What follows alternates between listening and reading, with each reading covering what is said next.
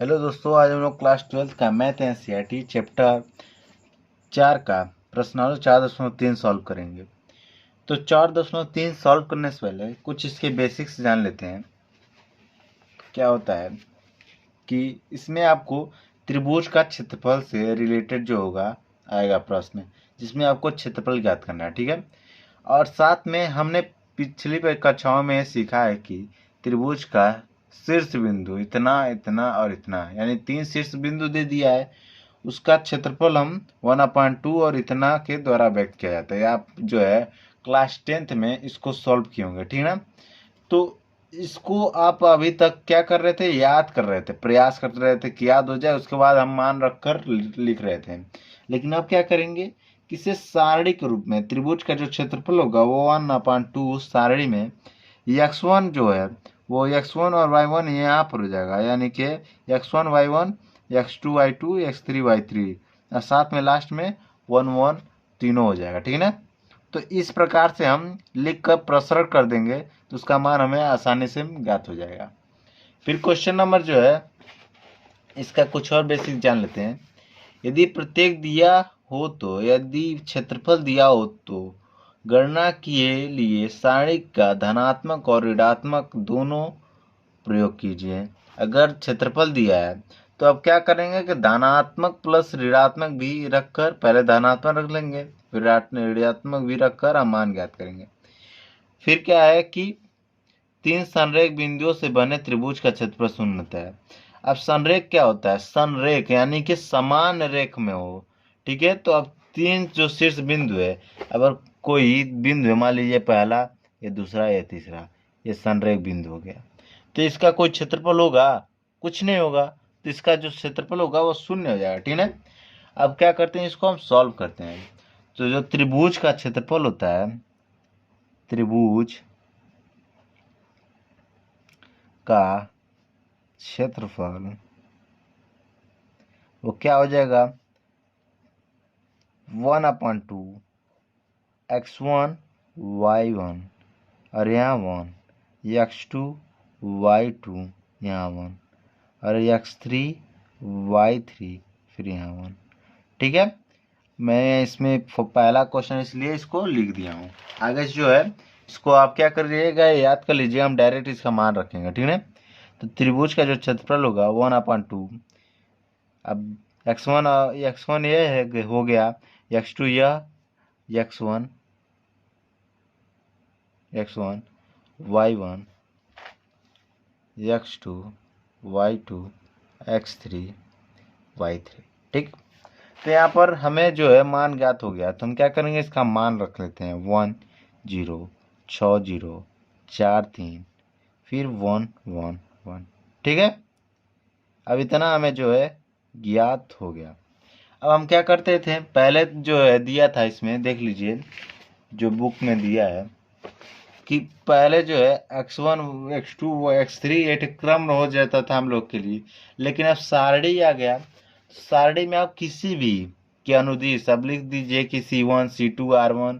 तो इसमें देखिए, इसमें 2 0 है, तो हमें क्या करना है, इसमें आसानी से हो जाएगा। इस C2 में तो लिखेंगे C2 के अनुदिश प्रसरण करने पर। ठीक है। प्रसरण करने पर। ठीक है। तो क्या हो जाएगा, त्रिभुज इक्वल टू 1/2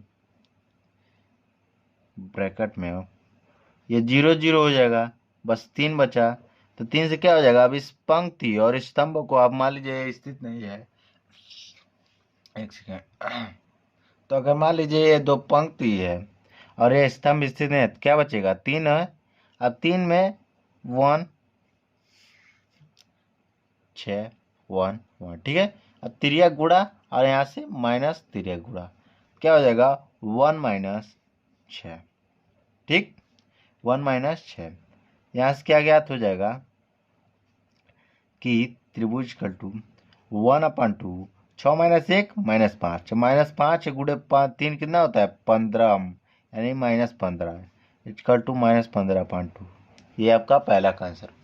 इसी प्रकार दूसरा जो है वो दिया है 2 7 1 1 और यहाँ पर 10 और फिर 8। ठीक है, इतना हमें दूसरा दिया है। अब क्या करेंगे कि इसको, इस फॉर्मूले को याद रखिएगा किस प्रकार से लिख रहा है x1 y1, और हम डायरेक्ट जो है इसका मान रखेंगे। ये x1 है 1, y1 x2 y2 x3 y3। अब मान रख लेते हैं त्रिभुज का क्षेत्रफल इक्वल टू 1/2। x1 के स्थान पर 2, x2 के स्थान पर 7, x1 के स्थान पर 2, y1 के स्थान पर 7 है, x2 के स्थान पर 1, y2 के स्थान पर कितना दिया है 1 ही है 1, और फिर x3 के स्थान पर 10 और y3 के स्थान पर 8, बाकी 1 1 1 था। अब क्या करेंगे कि r1 के ही अनुदिश आप प्रसरण कर लीजिए। किसी भी का अनुदिश लिख सकते हैं कि r1 के अनुदिश प्रसरण। ठीक, क्या हो जाएगा त्रिभुज इक्वल टू 1/2 कोष्टक में 2 इंटू, अब इस पंक्ति इस स्तंभ को रिमूव करेंगे तो क्या बचेगा 1 1 और 8 1, तो इसका तिर्यक गुणा हो जाएगा तो 1 माइनस 8 हो जाएगा। ठीक, अब फिर 7 का देख लेते हैं -7।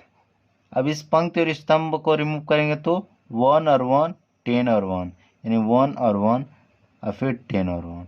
अब इसका तिर्यक गुणा और यहाँ पर माइनस का चिन्ह लेकर तो 1 - 10। ठीक, फिर क्या हो जाएगा +1। अब इस पंक्ति और इस स्तंभ को रिमूव करेंगे तो 1 1 और 10 8 बचेगा, 1 1 10 और 8 यहाँ पर हो जाएगा, तो यहाँ पर इस पर 8 -10। अब इसको सॉल्व कर लीजिए। ठीक है, इक्वल टू 1/2 1 - 8 7 7 2 14 -14। ठीक है, 14 -14 हो गया।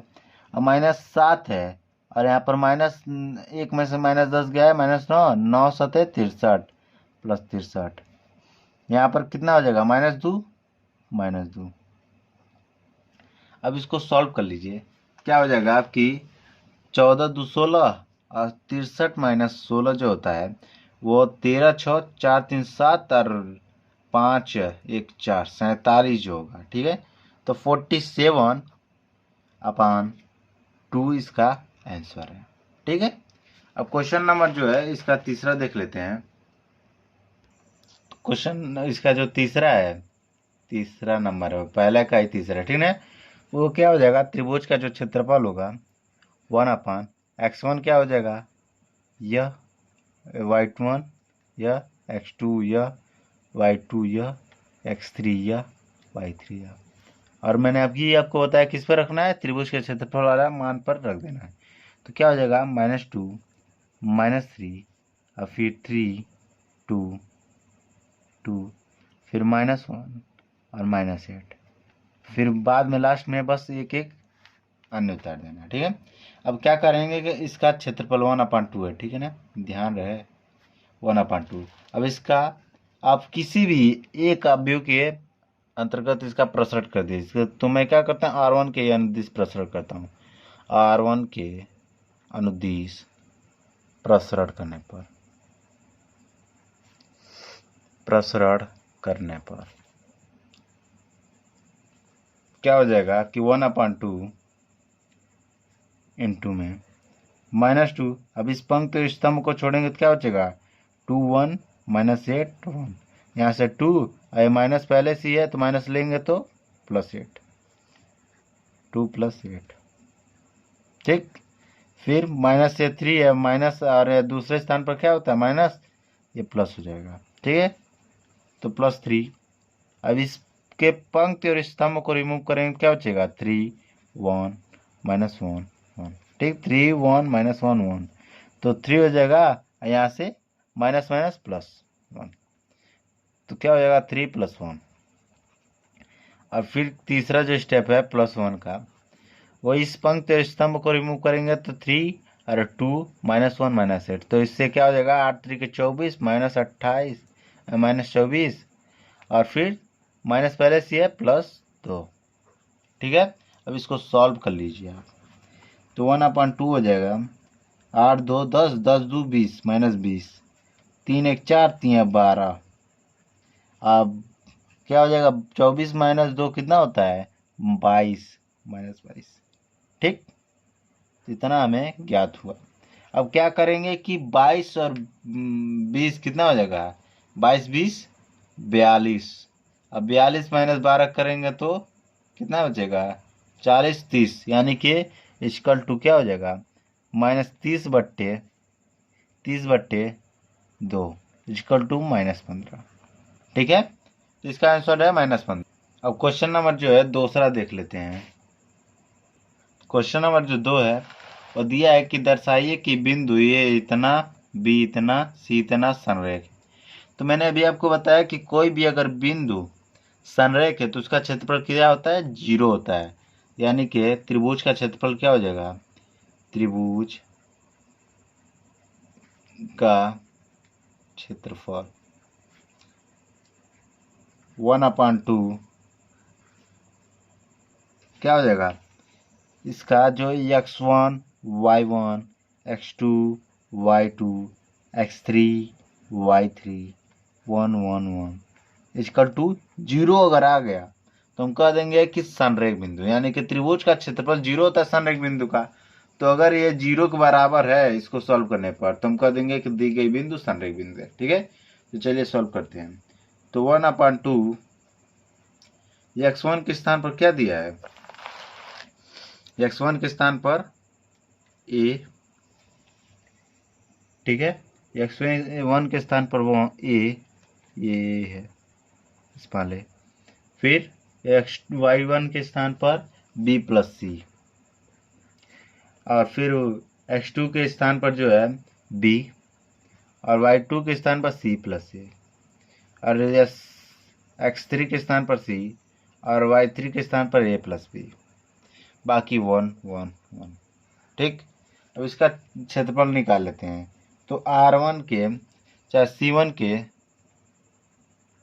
अनुदिश प्रसरण करने पर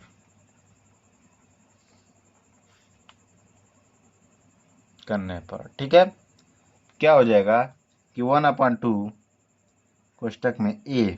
ठीक है, अब इस पंक्ति और इस स्तंभ को रिमूव कर लेंगे तो क्या बचेगा c + a minus a, c + a minus a minus b। ठीक, अब फिर उसके बाद क्या हो जाएगा b माइनस b।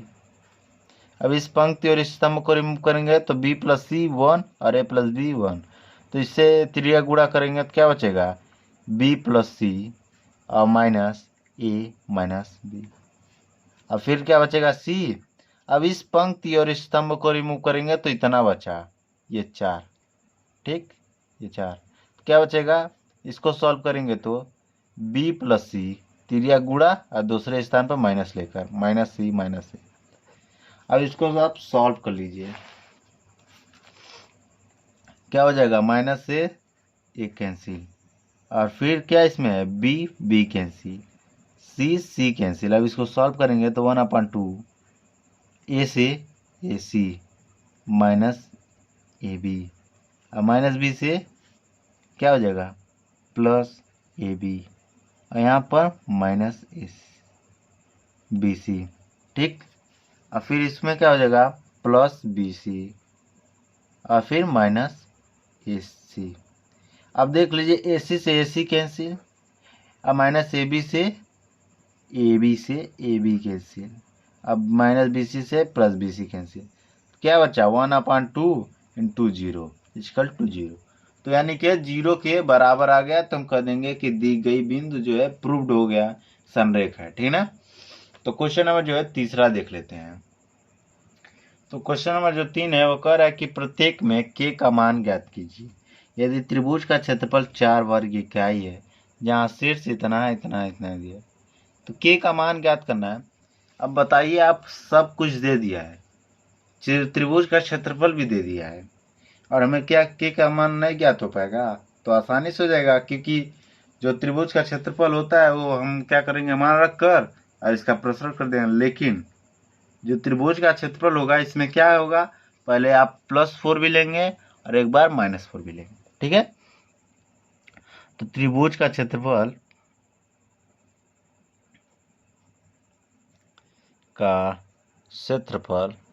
क्या हो जाएगा, क्षेत्रफल +4 -4 इक्वल टू 1/2 ब्रैकेट में K0 4002 फिर 1 1 और यहाँ पर 1, ठीक। अब इसको सॉल्व कर लीजिए। तो किसके अनुदिश की जाए, ये दोनों, इसमें जो है दोनों 0 है, तो C2 के अनुदिश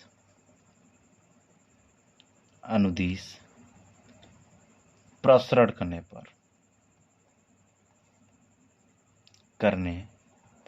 क्या ज्ञात होगा, +-4 इक्वल टू 1/2, ये दोनों 0 हो जाएगा, फिर K × में नहीं 2 है कोष्टक में। अब ये पंक्ति और स्तंभ को रिमूव करेंगे तो क्या बचेगा कि 1 4, अब इसका गुणा कर लीजिए तो K बचेगा यहाँ पर और फिर 4 का -4, ठीक। अब क्या कीजिए कि यहाँ पर जो है आपको +-4 इक्वल टू 1/2 × 2 K-4, यहाँ से आपका K-4 इक्वल टू +-4 हो गया। एक बार प्लस ले लेंगे और एक बार माइनस ले लेंगे। तो यहाँ पर हम क्या करते हैं, K-4 इक्वल टू 4 और K-4 इक्वल टू -4। तो यहाँ से क्या हो जाएगा, K इक्वल टू माइनस से इधर जाएगा प्लस, तो 4 + 4 और यहाँ पर माइनस है इधर, उधर जाएगा प्लस, K इक्वल टू -4 + 4। यहाँ से K इक्वल टू 8 और K इक्वल टू 0। तो इस प्रकार जो K का मान है वो 8 और 0 में ज्ञात हो गया। इसी प्रकार तीसरे का जो दूसरा है वो दिया है -2 0 और फिर 0 4 और 0 K, ठीक है, इतना दे दिया है। इसी प्रकार क्या करेंगे कि इसका जो क्षेत्रफल, इसका भी ये 4 ही वर्ग है, क्योंकि पहले से ये शर्त दे दिया है, उसका शीर्ष बिंदु इतना और दूसरे में इतना है ये, तो शीर्ष बिंदु अलग है, क्षेत्रफल तो समान ही ना। क्वेश्चन देखिए तो समझ जाएंगे आप। तो +-4 इक्वल टू 1/2 ब्रैकेट में, अब x1 के स्थान पर x1 -2 फिर 0 0 4 0 K, ठीक। और यहाँ से क्या हो जाएगा 1 1 1। अब इसमें देखिए, इसमें 2 0, ये दोनों 0 है, तो इसको मैं C1 का अनुदिश ज्ञात करता हूँ। C1 के अनुदिश प्रसरण करने पर क्या ज्ञात होगा, यहाँ देख लीजिए कि +-4 इक्वल टू 1/2 2, यहाँ से 2 ले लिए। अब इस पंक्ति और स्तंभ को अगर आप रिमूव कर दें तो मान लें तो क्या बचेगा, 4 1 1 K 1 और तिर्यक गुणा और दूसरे वाले में माइनस लेकर, तो 4 - K बचा, 4 - K, तो प्लस माइनस, यहाँ से +-4 इक्वल टू 1/2 × 2 4 - K, 2 से 2 कैंसिल, तो 4 - K इक्वल टू +-4। अब एक चक्कर प्लस एक चक्कर माइनस, तो 4 - K इक्वल टू +4 और 4 - K इक्वल टू -4। यहाँ से क्या हो जाएगा K का मान, तो ऐसा करता हूँ मैं, K का इस साइड ले लेता हूँ और इसको इस साइड, क्या हो जाएगा 4, ये प्लस है ना, तो इस साइड आएगा तो -4 और इससे ये जो है उस साइड जाएगा तो प्लस, ठीक है, इक्वल टू K।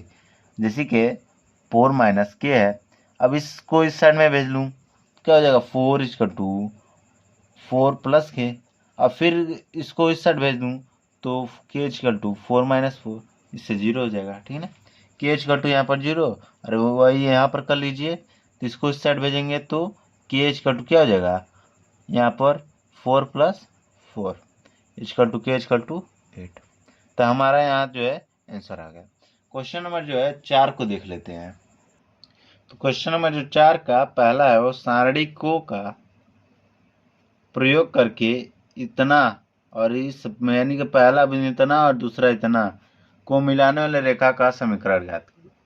ठीक है, अगर जैसे त्रिभुज का क्षेत्रफल कितना शीर्ष होता है, 3 होता है, तो 3 में से 2 दिया है, तो तीसरा क्या करते हैं, मान लेते हैं कि जो त्रिभुज का तीसरा शीर्ष है वो एक्स वाई है।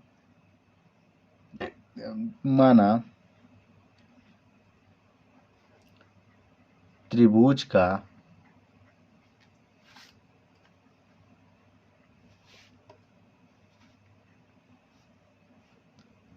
तीसरा क्षेत्रफल एक्स वाई है। ठीक है, तो त्रिभुज का तीसरा क्षेत्रफल क्या है, एक्स और वाई है।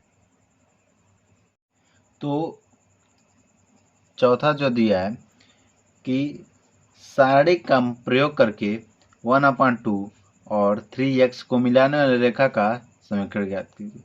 तो हम क्या करते हैं, मानना त्रिभुज का, इसमें क्या होता है, त्रिभुज में कितना शीर्ष होता है, 3 शीर्ष होता है, तो 3 शीर्षों में से 2 शीर्ष दे दिया है। तो क्या करेंगे, मान लीजिए, माना त्रिभुज का तीसरा शीर्ष यहाँ लिख दीजिए, शीर्ष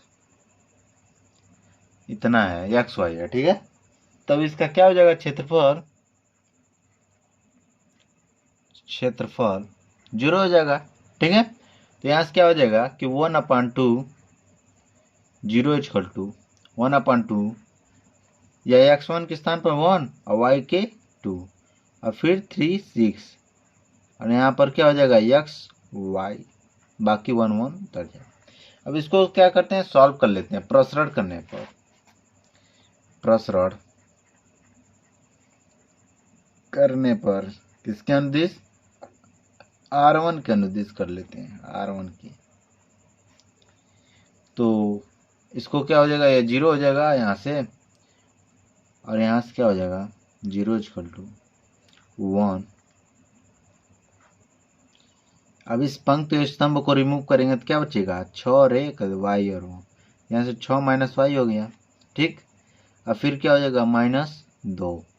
अब इस पंक्ति और स्तंभ को रिमूव कर कीजिए तो 3 1 x1, यहाँ से त्रिया गुणा में 3 और यहाँ पर -x, फिर क्या बचा 1। अब इस पंक्ति को स्तंभ को करेंगे तो 3 6 xy बचा, तो 3y - 6x।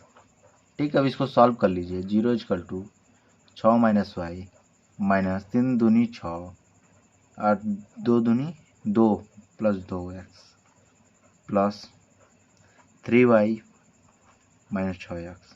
यहाँ से क्या हो जाएगा, 6 से 6 कैंसिल, और y है 2x और क्या हो जाएगा -y से, और 3y क्या हो जाएगा 2y, और यहाँ पर 2x और -6x -4x। तब y इजकल टू, यहाँ से 2y इजकल टू 0 है तो 4 को उस साइड भेजेंगे तो 4x, और y इजकल टू क्या हो जाएगा 4 अपान, यहाँ से 2 से कैंसिल करेंगे तो 2 आ जाएगा, तो y इजकल टू 2x। ठीक है, तो इसका यह समीकरण हो गया। अब क्या करते हैं कि क्वेश्चन नंबर जो है इसी का दूसरा जो है, तो दूसरे में क्या दिया था कि सारणी का प्रयोग करके ज्ञात करना है, लेकिन उसमें जो शीर्ष बिंदु है वो क्या दे दिया है, पहला दूसरा x1 और y1 के स्थान पर जो है वो 3 1 दे दिया है, और x2 y2 के स्थान पर जो है 9 3 दे दिया है। इसका भी हमें क्या करना है, रेखा का समीकरण ज्ञात करना है। तो इसका भी क्या हो जाएगा, 0 इजकल टू 1/2 त्रिभुज में x, इसको भी मान लेंगे कि इसका तीसरा शीर्ष बिंदु एक्स वाई है। ठीक है, यहाँ से क्या हो जाएगा 3 1 9 3 एक्स वाई, बाकी 1 1 उतार देंगे। ठीक है, अब क्या करते हैं, R1 के अनुदिश प्रसरण करने पर, R1 के अनुदिश,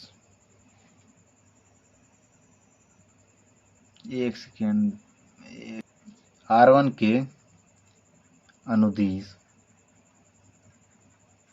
प्रसरण करने पर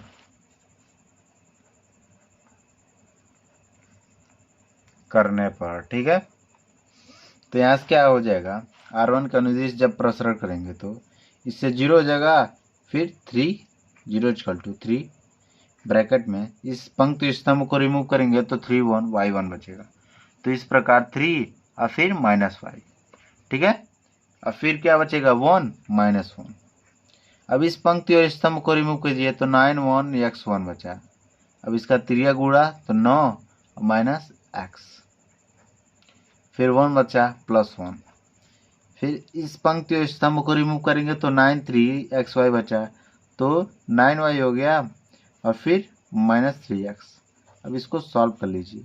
0 इक्वल टू 3 3 का 9 -3y और फिर माइनस का 9 और प्लस x y है, प्लस x और फिर यहाँ पर क्या दिया है प्लस है, ठीक है, प्लस 9y -3x।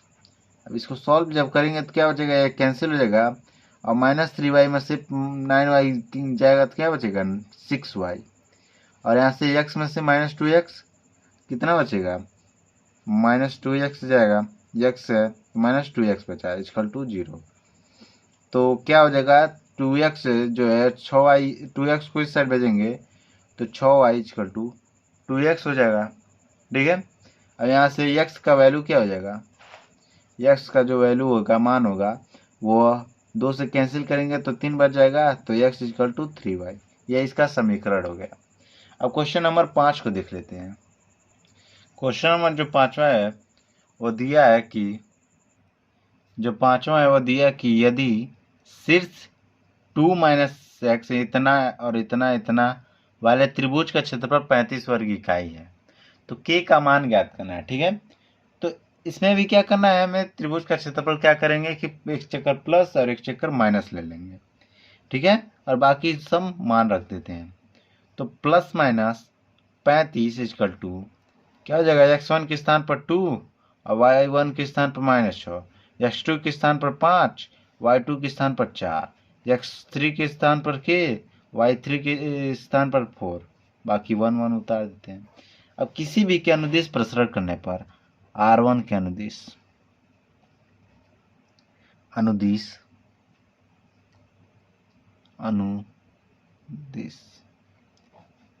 प्रसरण करने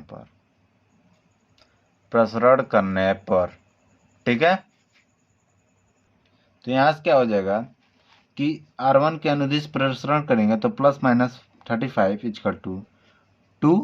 अब इस पंक्ति और स्तंभ को रिमूव करेंगे तो क्या बचेगा 4 1 और 4 1 4 1 4 1, तो 1 से 1 और 4 में से -1 तो 4 हो जाएगा। इसका त्रिया गुणा दूसरे में माइनस का लेकर 4, ठीक। अब फिर क्या हो जाएगा 1/2 है, ध्यान रहे 1/2, ठीक है। फिर क्या हो गया -6 है, यहाँ पर प्लस रहता है माइनस रहता है तो माइनस माइनस प्लस हो जाएगा +6, ठीक है। अब इस पंक्ति और स्तंभ को रिमूव करेंगे तो क्या बचेगा 5 1 k1 5 1 k1। अब इसका त्रिया गुणा करेंगे तो 5 - k हो जाएगा +1, ठीक है। अब इस पंक्ति और स्तंभ को रिमूव करेंगे तो 5 4 k4 होगा, तो 5 4 k4। अब इसका त्रिया गुणा कर लेते हैं तो 5 चौका 20 और माइनस का 4k। अब इसको सॉल्व कर लीजिए तो प्लस माइनस 35 इक्वल टू 1/2। अब 4 में से 4 0 से गुणा 2 में करेंगे तो 0 प्लस 6 5 30 माइनस 5k प्लस 20 और फिर माइनस 24x है ना, 24k है, 4k 4 माफ कीजिए 4k, ठीक है। अब इसको सॉल्व करेंगे तो क्या बचेगा 35 इक्वल टू 1/2, 35 है और ये 20, 35 20 कितना हो जाएगा, दोनों प्लस में है ना, तो 35 20 55 55 हो गया, और 55 और यह -4 की, और यहाँ पर कितना दिया है माइनस, देख लिए 6 5 30, माफ कीजिए यहाँ पर 6 5 30 है, मैंने क्या लिख दिया 6 5 30 50 है, ठीक है ना, 50 हो गया। और यहाँ पर क्या है 6 माइनस का 6 ओहो, गलती कर दी है मैंने, 6। ठीक है, तो -6 और -4 कितना हो जाता है? -10। ठीक है ना, -10 के। अब इसको सॉल्व कर लीजिए। तो 2 अगर कॉमन ले लेते हैं इसमें से, क्या बचेगा? 35 इक्वल टू 2/2 इक्वल टू 25 - 5 के। 2 से 2 cancel, plus minus plus minus. अब क्या हो जाएगा? 25 - 5 के इक्वल टू 35, प्लस ले रही हैं। अब क्या होगा यहाँ से? 25 - 5 के -35। अब इसको सॉल्व कर लेंगे तो क्या बचेगा? अब इसको क्या करते हैं, इस साइड इसको ले आते हैं और इसको उस साइड। ठीक है, ये 35 है, बोलिएगा नहीं तो चाहे इसी साइड रहने दीजिए। 5 के इक्वल टू, इसको उस साइड भेज दिए तो 35 - 25। यहाँ पर क्या हो जाएगा? -5 के इक्वल टू -35, ये -25। ठीक, अब इसको सॉल्व करेंगे तो -5 के इक्वल टू 35 में से 25 गया तो 10, यहाँ के इक्वल टू -2। ठीक है, सॉल्व कर लेंगे तो यहाँ पर -5 के है तो -5 के इक्वल टू 35 और 25 कितना होता है? 40, 60 -60। यहाँ से के इक्वल टू कितना हो जाएगा? माइनस माइनस प्लस हो जाएगा, 12 5 60, 12 हो गया है। ठीक है, तो के इक्वल टू कितना आ गया? -2 और 12। इसका ये आंसर हो गया। धन्यवाद।